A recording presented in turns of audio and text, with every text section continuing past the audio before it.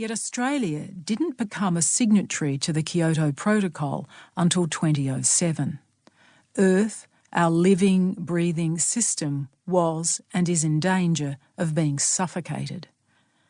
The Millennium Drought drove a local campaign to block a coal mine from being gouged at the head of the Pages River. I told the story in The River. Finally, in 2010, we won that fight.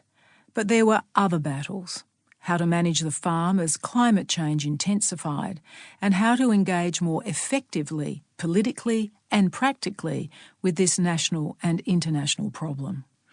In the climate change debate, as far as we've had one in Australia, the focus has been on energy, primarily electricity supplies.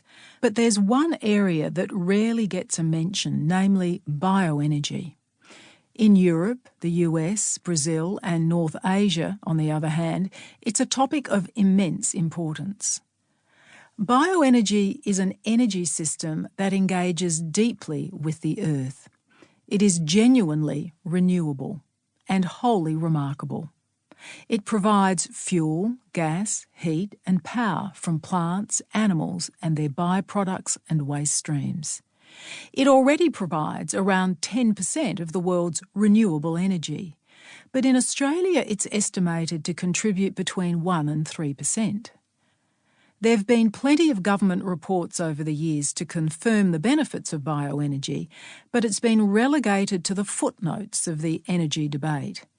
This is partly because every bioenergy system is unique. If its economic advantages could be sold to every marginal electorate in the country, the sector would have more leverage and more research funds. My own enthusiasm for bioenergy was fired in 2006 by the possibility of keeping carbon in the soil. The fact that we farmers could manage our land in such a way as to remove carbon dioxide emissions from the atmosphere. At that time, Joe, a fellow sustainability advocate with a background in big business as a chemical engineer, was a crusader for an alternative energy to fossil fuels and had set up a company to develop a continuous biomass converter. This is a system for the slow pyrolysis, that's thermal decomposition, of biomass. Despite the modern name, this process is ancient. In the forests of Japan and elsewhere in Asia and right across the Amazonian basin where forest timber was cut, plant mass was converted to charcoal and used to build soil. When organic material breaks down on top of the ground, as in your garden mulch and leaf matter, the carbohydrates break down, photosynthesis in reverse, and eventually carbon dioxide is released back into the atmosphere. But if this matter or biomass is pyrolysed, subjected to extreme temperatures without oxygen, charcoal is created. The word biomass is used instead of fuel in bioenergy and is the technical term for any organic matter, which means all plants and all animals. In slow pyrolysis, the biomass is heated to around 400 degrees Celsius with virtually no oxygen.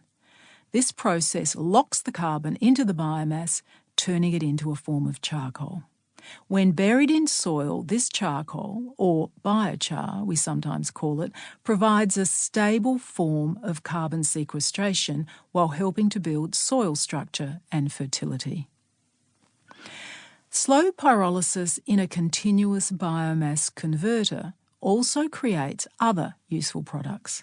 First, there's a gas that can be used for energy, including to power the pyrolysis process itself. Second, a remarkable liquid is produced, an acidic substance called smoke water, wood vinegar, or more accurately, pyroligneous acid. This also has an ancient history as a fertiliser and natural pesticide.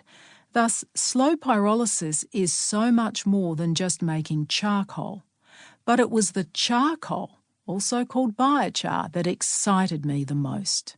In 2010, after the third International Biochar Conference in Rio de Janeiro, I took a boat trip up the Amazon, setting out from Manaus. There I found the future in the past, visiting famous charcoal sites and meeting farmers who were reintroducing